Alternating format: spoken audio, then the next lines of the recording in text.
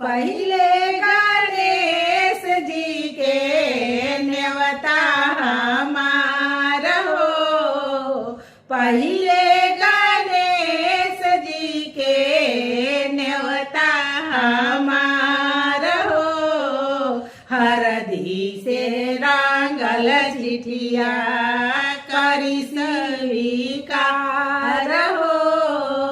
हरदी से रंगल चिठिया हमरा घर ठानल बाड़े बेटा के बियाह हो। हमरा घर ठानल बाड़े बेटा के बियाह हो। जगिया सम्हारे आई पूरा परिवार हो। जगिया सम्हारे आई कुल परिवार